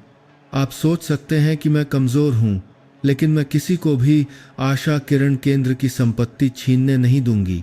जिन मूल्यों का यह बीचमाने के लिए बरकर रहा है, प्रतिनिधित्व करता है, वे आपकी किसी भी व्यक्तिगत महत्वाकांक्षा से बड़े हैं। वर्मा फीकी हंसा आगे की ओर झुकते हुए। तुम सच में सोचती हो कि तुम सही काम कर रही हो? क्या तुम जानती हो कि वह संपत्ति न केवल दूसरों के दर्द पर बनी है, बल्कि कई जिंदगियों की बर्बादी का कारण भी है। विक्रम सिंह ने उसे पाने के लिए क्या किया, क्या तुम सच में जानती हो? मैं जानती हूं, प्रिया ने गहरी बरसात लेकिन दृढ़ आवाज़ में जवाब दिया। मैं जानती हूं कि विक्रम सिंह आदर्श नहीं थे और उन्होंने गलतियां की, लेकिन मैं ये भी जानती हूं कि उन्हें पछतावा था और मैं यहाँ उन गलतियों को सुधारने के लिए हूँ, उनसे भागने के लिए नहीं। वर्मा एक पल के लिए चुप हो गया। उसकी तीखी ठंडी आंखों में कुछ आश्चर्य जैसा भाव आया। तुम वाकई बहादुर हो, उसने धीमी आवाज़ में कहा, लेकिन बहादुरी तुम्हें उन दूसरों से नहीं बचा सकती जो तुम्हें निशाना बना रहे हैं। तुम्हें क्या लगता है कि तुम उनका मुकाबला कर सकती हो? कुछ सेकंड की खामोशी के बाद वर्मा ने आगे कहा, मैं विक्रम सिंह का सहयोगी हुआ करता था। हमने सब कुछ मिलकर शून्य से बनाया था, लेकिन जब सत्ता और पैसा आया तो वह बदल गया। तुम जो जानती हो वह सिर्फ सतह है। क्या तुम जानती हो कि उसने किसके साथ काम किया था? बड़े कॉरपोरेशन, अंडरवर्ल्ड संगठन। तुम्हें क्या लगता है कि उसकी संपत्ति सिर्फ व्यक्तिगत प्रयास का परिणाम थी? प्रिया को लगा जैसे उसका दिल बैठ गया हो। मैं जानती हूं कि वह आदर्श व्यक्ति नहीं थे, लेकिन मैं इस संपत्ति को कुछ अच्छा बनाना चाहती हूं, अतीत की गलतियों को दोहराना नहीं। वर्मा हंसा, लेकिन उस हंसी में कोई खुशी नहीं थी। तुम ऐसा चाह सकती हो, लेकिन दूसरे नहीं।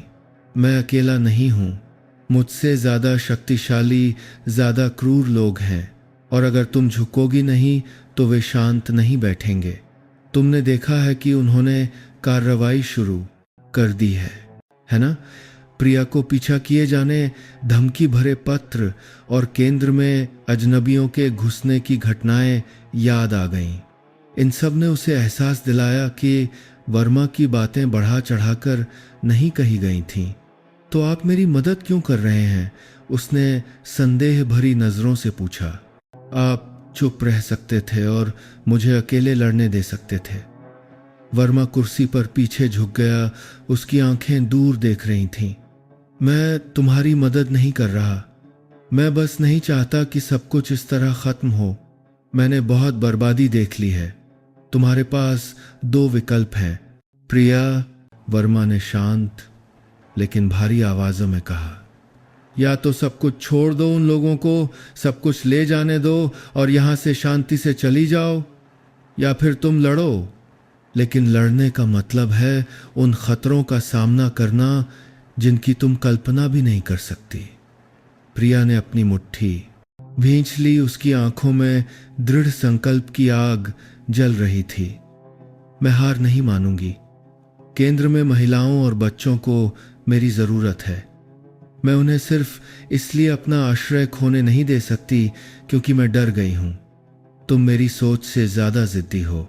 वर्मा ने होंठ सिकोड़कर मुस्कुराया, लेकिन उसकी आंखों में थोड़ी प्रशंसा थी। अगर तुमने यह रास्ता चुना है तो तैयार हो जाओ। यह सिर्फ संपत्ति की लड़ाई नहीं है, यह इंसानों के दिलों की लड़ाई है। तुम जिनका सामना करोगी वे सिर्फ धमकाएंगे नहीं, वे तोड़फोड़ करेंगे, धोखा देंगे और तुम्हें झुकाने के लिए हर संभव कोशिश करेंगे। तो मुझे क्या करना चाहिए? प्रिया ने उत्सुकता से पूछा। तुम्हें सहयोगियों की जरूरत है, वर्मा ने तीखी नजरों से कहा।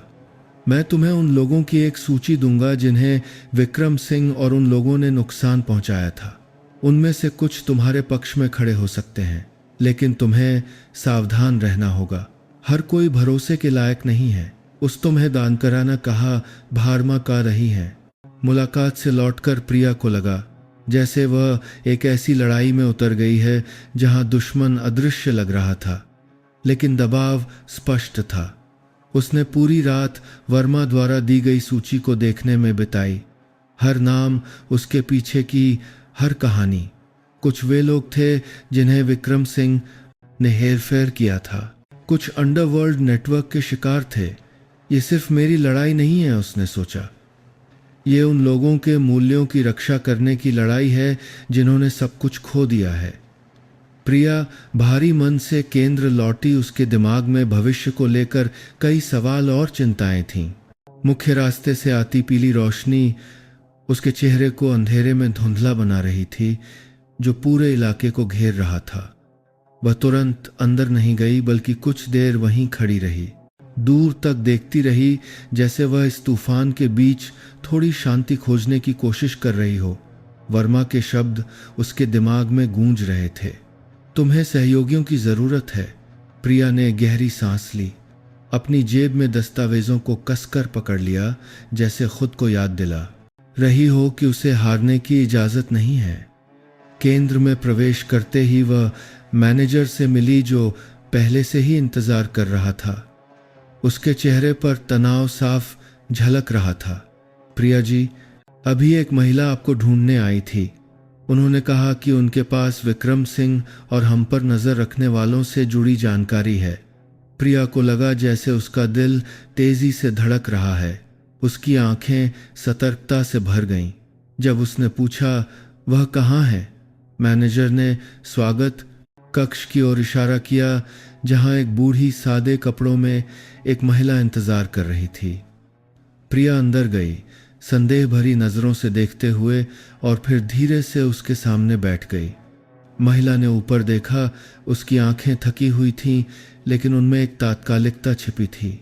तुम प्रिया हो, आशा जी की भांजी है ना? मैंने तुम्हारे बारे में सुना है। मैं तुम्हें चेतावनी देने आई हूं। वे तुम्हें और इस केंद्र को नुकसान पहुंचाने की योजना बना रहे हैं। प्रिया ने शांत रहने की कोशिश की, लेकिन उसका दिल बेचैन था। आप कौन हैं? आपको ये सब कैसे पता? महिला ने गहरी सांस ली, उसकी आवाज कांप रही थी। मैं आशा जी की दोस्त हुआ करती थी। जब उन्होंने विक्रम सिंह से शादी की तो मैंने उन्हें रोकने की कोशिश की, लेकिन उन्होंने नहीं सुनी। बाद में मैंने उनके लिए भी काम किया, और मैं अच्छी तरह जानती हूं कि उन्होंने अपना साम्राज्य बनाने के लिए किसके साथ हाथ मिलाया था। तुम्हें क्या लगता है कि तुम विक्रम सिंह का सामना कर रही हो? नहीं, जो लोग वास्तव में उनके पीछे हैं वे सबसे बड़ा खतरा है। प्रिया ध्यान से सुनती रही। उसके हाथ मेज पर कसकर बंधे हुए थे। आप किसकी बात कर रही हैं? कृपया और स्पष्ट रूप से बताइए। महिला ने चारों ओर देखा, जैसे उसे डर हो कि कोई सुन लेगा। ये एक संगठन है। वे सिर्फ लालची व्यापारी नहीं हैं, वे अवैध गतिविधियों में भी शामिल हैं। विक्रम सिंह उनका सिर्फ एक मोहरा था, और अब जब तुमने संपत्ति ले ली है तो वे तुम्हें एक खतरा मानते हैं। वे नहीं चाहते कि तुम उनके नियंत्रण से बाहर कुछ भी करो। प्रिया को लगा जैसे उसका पूरा शरीर ठंडा पड़ गया हो। उसने कभी नहीं सोचा था कि मामला इतना जटिल होगा, लेकिन डर को हावी होने देने के बजाय उसने गहरी सांस ली। उसकी आंखों में दृढ़ संकल्प की चमक आ गई। अगर आप उन्हें इतनी अच्छी तरह जानती हैं तो क्या आप मेरी मदद कर सकती हैं? मैं नहीं चाहती कि यह केंद्र खतरे में पड़े, और मैं नहीं चाहती कि यहाँ के लोगों को कोई खतरा हो। महिला धीरे से उदास हंसी, उसकी आंखों में सहानुभूति की चमक थी। मैं मदद कर सकती हूँ, लेकिन इससे मुझे खतरा होगा। अगर तुम लड़ना चाहती हो तो तुम्हें पर्याप्त ताकत जुटानी होगी। वर्मा की सूची में लोगों को ढूंढो। वे तुम्हारे सबसे अच्छे सहयोगी हो सकते हैं, लेकिन याद रखना, उनमें से कोई भी पूरी तरह से भरोसे के लायक नहीं है। यह मत भूलो कि वर्मा खुद भी इस खेल का हिस्सा हुआ करता था। प्रिया ने महिला को धन्यवाद दिया और उसकी बातों को अपनी नोटबुक में लिख लिया। उसके जाने के बाद वह कमरे में बैठी रही। उसकी आंखें मेज पर रखी आशा जी की तस्वीर पर टिकी थीं। मौसी जी, अगर आप जीवित होती तो आप निश्चित रूप से नहीं चाहती कि चीज़ें इस तरह से हों। मैं वादा करती हूँ कि मैं केंद्र और इसके मूल्यों की रक्षा के लिए हर संभव प्रयास करूंगी। उसने धीरे से गहरी और दृढ़ आवाज़ में कहा। उस रात प्रिया सोई नहीं। उसने वर्मा की सूची के हर पन्ने को पलटा, उन नामों पर फोन किया जिन पर उसे लगा कि वह भरोसा कर सकती है। कुछ लोग मिलने के लिए तैयार हो गए, दूसरों ने उसका नाम सुनते ही मना कर दिया, या फोन काट दिया। लेकिन इससे वह हतोत्साहित नहीं हुई। हर फ़ोन कॉल के साथ उसे लगा कि वह एक ऐसी टीम को इकट्ठा करने के करीब आ रही है जो उसे आने वाले ख़तरों का सामना करने में मदद कर सकती है। अगली सुबह वह सूची में से एक नाम से मिलने के लिए केंद्र से निकली। वह एक युवा महिला थी जो पहले विक्रम सिंह द्वारा संचालित एक कंपनी में काम करती थी। जब प्रिया उस कैफ़े में पहुंची जहां उन्होंने मिलने का समय तय किया था, तो उसने देखा कि वह महिला पहले से ही इंतज़ार कर रही थी। उसकी आंखें थकान से भरी थीं, लेकिन उनमें उम्मीद की एक किरण भी थी। तुम प्रिया हो, है ना? महिला ने उठकर उससे हाथ मिलाया। मैं सुनीता हूँ। मैंने तुम्हारे बारे में सुना है। मैंने सोचा था कि मैं कभी भी विक्रम सिंह से कोई वास्ता नहीं रखना चाहूँगी, लेकिन अगर तुम सच में सब कुछ बदलना चाहती हो तो मैं मदद करने को तैयार हूँ। प्रिया को अंधेरे के बीच एक रोशनी की किरण महसूस हुई। धन्यवाद सुनीता जी। मुझे केंद्र की रक्षा के लिए हर संभव मदद की ज़रूरत है, लेकिन सबसे पहले मुझे यह जानना है कि आप उस संगठन के बारे में क्या जानती हैं जिससे विक्रम सिंह जुड़े हुए थे। सुनीता बैठ गई। उसकी आंखों में थोड़ी चिंता थी। वे सिर्फ व्यापारी नहीं हैं, वे अंधेरे से सब कुछ नियंत्रित करते हैं। वित्त, राजनीति और वे चीज़ें जिनकी तुम कल्पना भी नहीं कर सकती। वे अपने हितों की रक्षा के लिए कुछ भी कर सकते हैं। लेकिन मैं यह भी जानती हूँ कि उस संगठन में कुछ लोग हैं जो उनके तरीकों से सहमत नहीं हैं। अगर हम उन लोगों को ढूंढ सकें तो शायद हमारे पास एक मौका होगा। बातचीत पूरी सुबह चली और जब वह कैफ़े से निकली तो प्रिया जानती थी कि वह एक ऐसी लड़ाई में उतर चुकी है जहां हर कदम जीवन या मृत्यु का हो सकता है। लेकिन उसने खुद को रुकने नहीं दिया।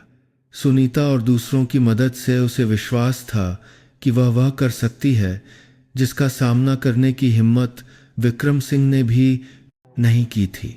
सीधे अंधेरे का सामना करना। प्रिया की लड़ाई अब पहले से कहीं ज्यादा तनावपूर्ण हो गई थी।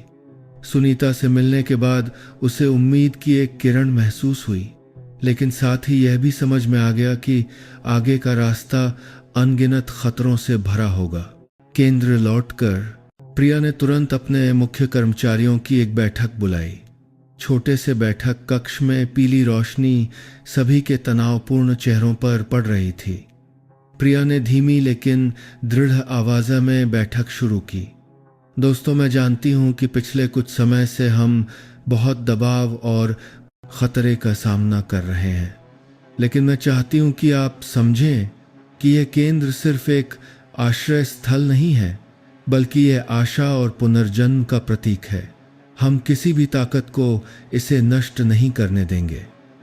एक सुरक्षा गार्ड ने चिंता भरी आवाज में कहा, लेकिन प्रिया जी, हम जिनका सामना कर रहे हैं वे कोई मामूली लोग नहीं हैं। उनके पास सत्ता है, पैसा है और वे हिंसा का इस्तेमाल करने से नहीं हिचकिचाते।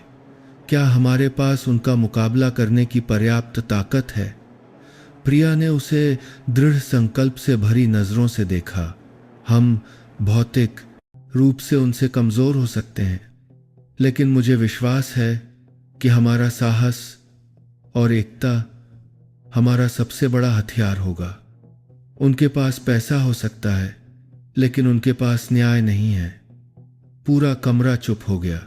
प्रिया के हर शब्द ने जैसे सभी में नई ताकत भर दी हो। केंद्र के मैनेजर ने कहा, प्रिया जी सही कह रही हैं, हम यहाँ तक आ चुके हैं, अब पीछे नहीं हट सकते। अगर आपको किसी चीज़ की ज़रूरत है तो हम आपकी मदद के लिए सब कुछ करेंगे। प्रिया ने सिर हिलाया। उसकी आंखें गर्म लेकिन दृढ़ थीं। धन्यवाद दोस्तों, लेकिन अब से हमें दोगुना सतर्क रहना होगा। केंद्र के सभी गेट और महत्वपूर्ण क्षेत्रों की कड़ी निगरानी की जानी चाहिए। मैं पुलिस से संपर्क करूंगी ताकि वे अतिरिक्त गश्त में मदद करें। साथ ही मैं चाहती हूं कि आप में से हर कोई किसी भी असामान्य बात को नोट करे, चाहे वह कितनी भी छोटी क्यों न हो। बैठक के बाद प्रिया अपने कार्यालय में लौट आई। उसने अपनी नोटबुक खोली, उन नामों को सूचीबद्ध किया जिनसे उसने संपर्क किया था और जिनसे वह आगे मिलने की योजना बना रही थी। लेकिन जब वह फ़ोन करने ही वाली थी तो उसके इनबॉक्स में एक अजीब ईमेल आया। ये बिना किसी भेजने वाले के पते के था। बस एक छोटा सा विषय था, बहुत देर होने से पहले रुक जाओ। प्रिया ने क्लिक किया। अंदर सुबह कैफे में उसकी और सुनीता की एक तस्वीर थी। उसका दिल अचानक बैठ गया। वे मुझ पर नज़र रख रहे हैं। वह फुसफुसाई, एक तीव्र बेचैनी की भावना उठी। तभी उसका फ़ोन बजा। ये सुनीता थी। प्रिया, मुझे लगता है कि हम पर नज़र रखी जा रही है।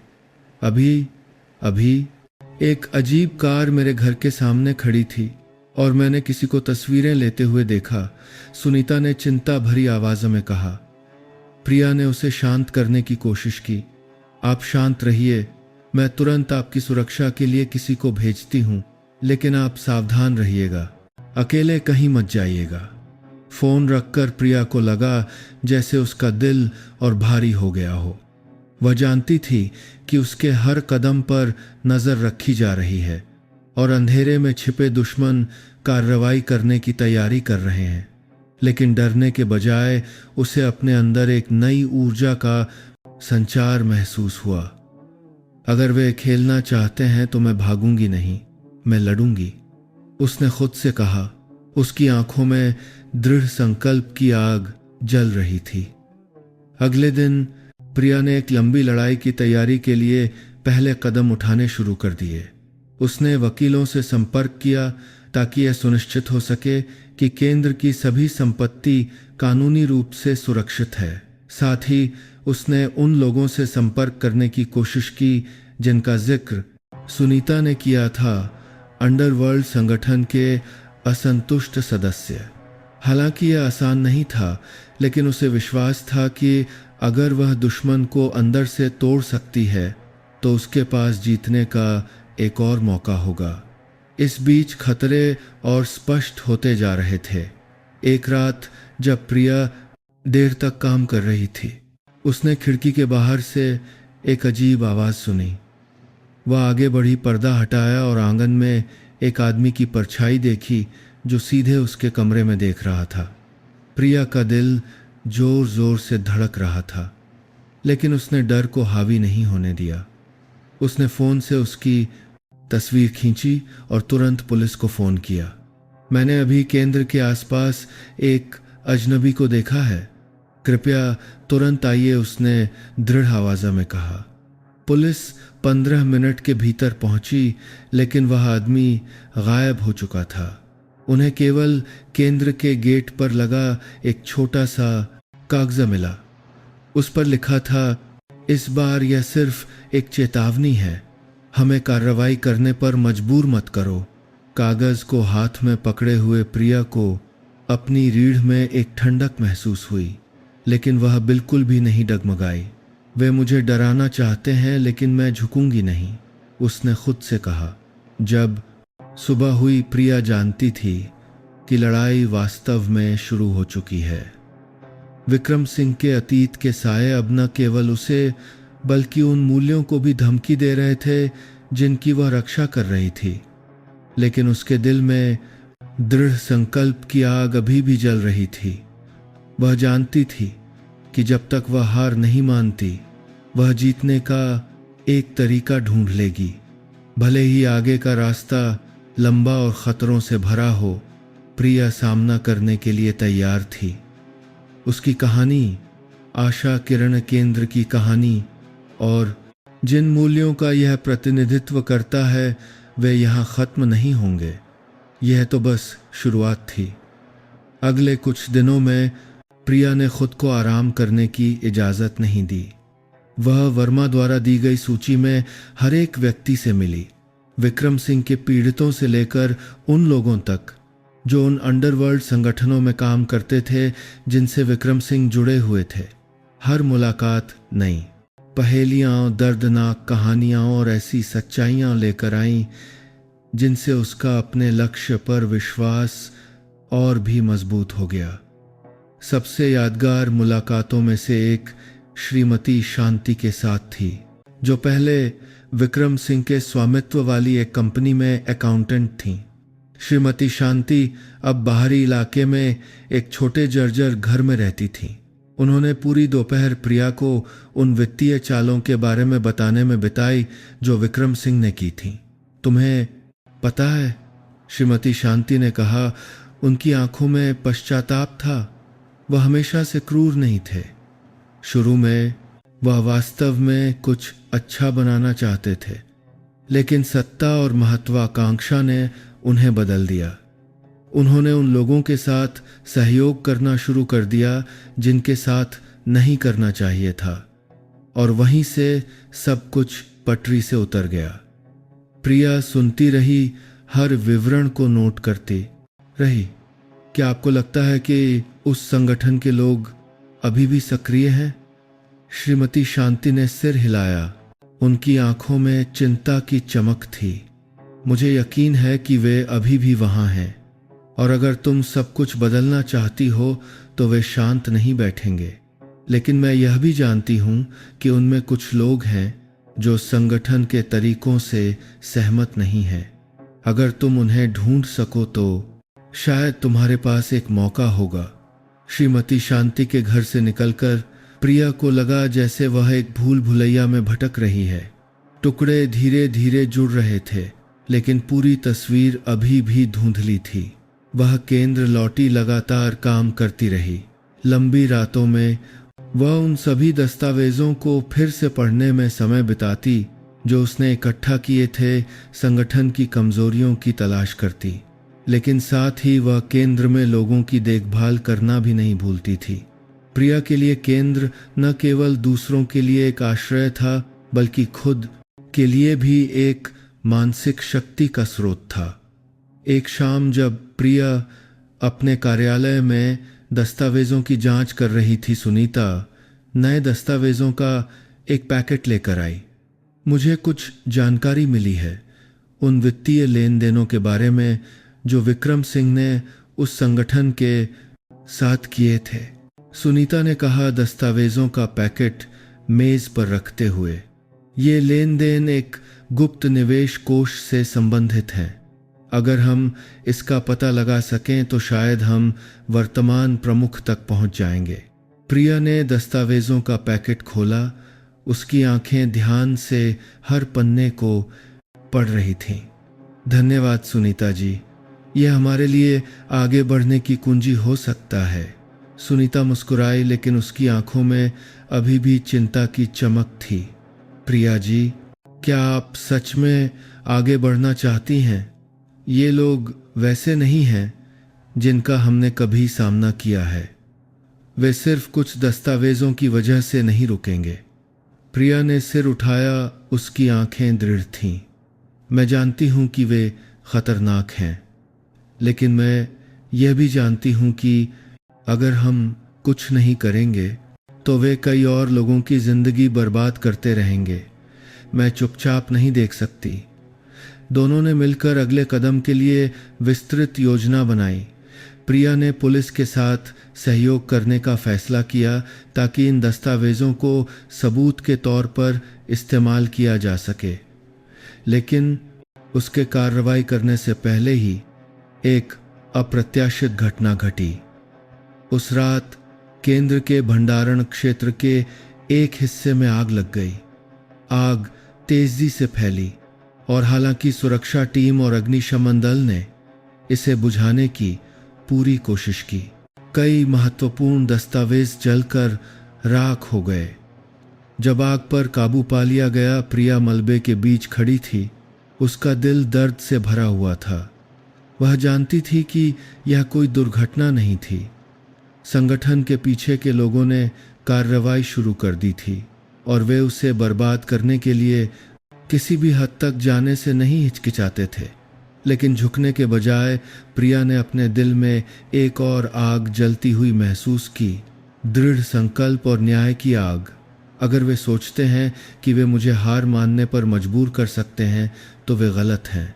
वह फुसफुसाई, बातिकर एक तोला तोला सामने कर तांदा कर मानने पर बातें कर रहा है। उसकी आंखों में दृढ़ता की चमक थी। अगले दिन प्रिया ने अपनी टीम के साथ एक आपातकालीन बैठक बुलाई। हम पर हमला हुआ है और यह सिर्फ शुरुआत है, उसने दृढ़ आवाज में कहा, लेकिन हम पीछे नहीं हटेंगे। सुरक्षा बढ़ाओ, सभी महत्वपूर्ण दस्तावेजों को डिजिटल प्लेटफॉर्म पर संग्रहित करो और किसी भी स्थिति के लिए हमेशा तैयार रहो। लड़ाई अब सिर्फ केंद्र की रक्षा करने की नहीं थी, बल्कि उन मूल्यों की रक्षा करने की भी थी जिनके लिए प्रिया खड़ी थी। वह जानती थी कि आगे का रास्ता और भी कांटों भरा होगा, लेकिन वह यह भी जानती थी कि वह अकेली नहीं है। सुनीता, केंद्र की टीम और उन सहयोगियों की मदद से जिन्हें वह बनाने की कोशिश कर रही थी, प्रिया अंधेरे का सामना करने के लिए तैयार थी। और चाहे चीजें कितनी भी खतरनाक क्यों न हो जाएं, उसे विश्वास था कि अंत में प्रकाश की ही जीत होगी। यह सिर्फ उसकी अपनी लड़ाई नहीं थी, बल्कि उन सभी लोगों की थी जिन्हें चोट पहुंचाई गई थी, भुला दिया गया था और जो अंधेरे में आशा की एक किरण की तलाश कर रहे थे। प्रिया अपनी लड़ाई के अंतिम मोड़ पर खड़ी थी। कई घटनाओं, नुकसानों और खतरों के बाद उसने सबसे महत्वपूर्ण पहेली का टुकड़ा ढूंढ लिया था। उस संगठन के प्रमुख की असली पहचान जिसका वह सामना कर रही थी, वह कोई और नहीं बल्कि राजेश वर्मा था। वही आदमी जो कभी खुद को एक सहयोगी बताता था। आग के बाद बचे हुए दस्तावेजों और संगठन द्वारा सताए गए लोगों की गवाही के माध्यम से सच्चाई सामने आ गई। वर्मा ने प्रिया के विश्वास का फायदा उठाया था ताकि वह उन दस्तावेजों तक पहुंच सके जो उसने इकट्ठा किए थे, ताकि वह खुद से जुड़े सभी निशान मिटा सके। प्रिया ने एक अंतिम मुलाकात में वर्मा का सामना किया। उसने एक खाली कैफे चुना जहां सभी की नजरें खिड़की से बाहर थीं और कोई भी उनकी बातचीत नहीं सुन सकता था। वर्मा हमेशा की तरह सलीकेदार और तीखी नजरों के साथ आया। तुम क्या चाहती हो? उसने शांत लेकिन सतर्क आवाज़ में पूछा। मैं चाहती हूं कि आप स्वीकार करें, प्रिया ने दृढ़ नजरों से कहा। स्वीकार करें कि जो कुछ भी हुआ उसके पीछे आप ही हैं। विक्रम सिंह को हेरफेर करने से लेकर मेरे केंद्र को बर्बाद करने तक, ये आपके लिए खुद को बचाने का एकमात्र मौका है। वर्मा हंसा, एक फीकी लेकिन व्यंग्यात्मक हंसी। तुम्हें क्या लगता है कि तुम्हारे पास मुझे स्वीकार करने पर मजबूर करने की ताकत है? तुम सिर्फ एक युवा लड़की हो, कुछ बेकार दस्तावेजों के साथ। लेकिन आप गलत हैं, प्रिया ने कहा। उसकी आवाज गहरी हो गई। मेरे पास सिर्फ दस्तावेजों नहीं हैं, मेरे पास गवाह हैं। वे लोग जो आपके लिए काम करते थे, जिन्हें आपने धोखा दिया। और सबसे बढ़कर मेरे पास न्याय है। आप जो कर रहे हैं वह कभी स्वीकार नहीं किया जाएगा। आप भागते रह सकते हैं, लेकिन मैं गारंटी देती हूं कि आपके लिए कोई भी जगह सुरक्षित नहीं होगी। माहौल भारी हो गया। वर्मा कुछ सेकंड के लिए चुप रहा। उसकी आंखों में कुछ पछतावे जैसा भाव आया, लेकिन जल्दी ही उसकी जगह ठंडक ने ले ली। तुम मेरी सोच से बेहतर हो प्रिया, लेकिन तुम इस दुनिया को नहीं समझती। यह तुम्हारे तर्क के अनुसार काम नहीं करती। मजबूत जीतेगा और कमजोर कुचल दिए जाएंगे। तो हम देखेंगे कि वास्तव में कौन मजबूत है, प्रिया ने उठते हुए जवाब दिया। यह मेरी आखिरी चेतावनी है वर्मा जी। सब कुछ नियंत्रण से बाहर होने से पहले अपनी जिम्मेदारी खुद ले लीजिए। अगले दिन प्रिया ने पुलिस के साथ मिलकर एक बड़ी छापेमारी की, उन दस्तावेजों और सबूतों का इस्तेमाल करते हुए जो उसने इकट्ठा किए थे। वर्मा को संगठन के कई अन्य सदस्यों के साथ एक गोदाम से गिरफ्तार कर लिया गया, जहां वे एक गुप्त सौदा कर रहे थे। सबूतों और संगठन द्वारा सताए गए लोगों की गवाही के दबाव में वर्मा को कई अपराधों में अपनी भूमिका स्वीकार करनी पड़ी। जब सब कुछ धीरे धीरे शांत हो गया, प्रिया आशा किरण केंद्र लौट आई। वह बालकनी पर खड़ी होकर आंगन में खेलते बच्चों, बातचीत करती और हंसती महिलाओं को देख रही थी। हालांकि कुछ भी आसान नहीं था, वह जानती थी कि वह जीत गई है। यह सिर्फ बुरे लोगों पर एक जीत नहीं थी, बल्कि डर और अन्याय पर भी एक जीत थी। उसने सिर उठाकर नीले आसमान को देखा। उसके होठों पर एक हल्की मुस्कान खिल गई। मौसी जी, मैंने कर दिखाया। वह फुसफुसाई जैसे वह आशा जी से बात कर रही हो, जिन्होंने उसे लड़ने के लिए प्रेरित किया था। जब शाम की सुनहरी धूप आशा किरण केंद्र पर छाई, प्रिया आंगन में एक लकड़ी की बेंच पर चुपचाप बैठी थी। उसका दिल अब लड़ाई के दबाव से भारी नहीं था, लेकिन फिर भी कुछ खालीपन था जिसे वह नाम नहीं दे सकती थी। वह बच्चों को खेलते हुए देख रही थी, उन खिले हुए चेहरों को जिन्हें पाने का उसने कभी सपना देखा था।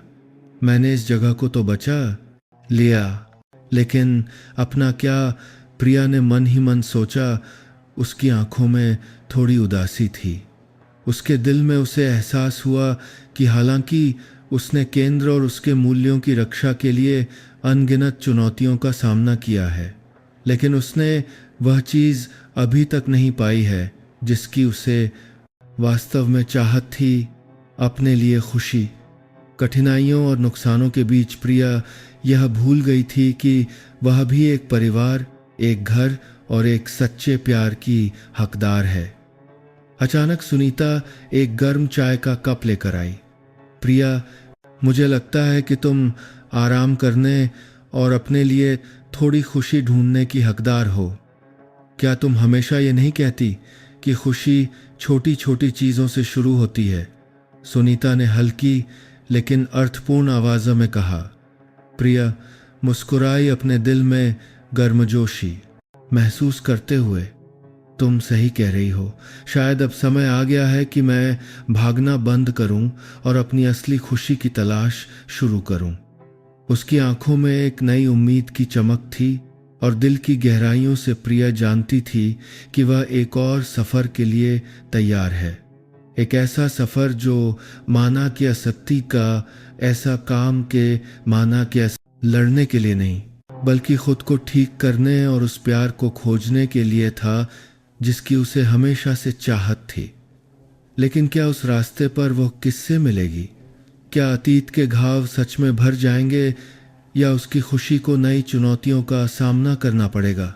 क्या प्रिया अंततः अपने लिए खुशी ढूंढ पाएगी? ये सब जानने के लिए भाग 2 का इंतज़ार करें, जिसमें उसके भावनात्मक और सार्थक सफ़र की खोज होगी। अगर आपको ये कहानी पसंद आई तो लाइक करना ना भूलें, अपने विचार कमेंट में लिखें और चैनल को सब्सक्राइब करें ताकि आप अगला भाग न चूकें। इस सफ़र में प्रिया का साथ देने के लिए आप सभी का धन्यवाद। आप सब कहां से हमारी ये वीडियो देख रहे हैं, हमें कमेंट में ज़रूर बताइएगा। आपको यह कहानी कैसी लगी? ईश्वर से प्रार्थना है कि आप सब हमेशा सुरक्षित और खुश रहें। अगर आपके पास भी कोई ऐसी दिलचस्प कहानी है तो हमारे साथ ज़रूर साझा करें ताकि हम सब उसे सुन सकें।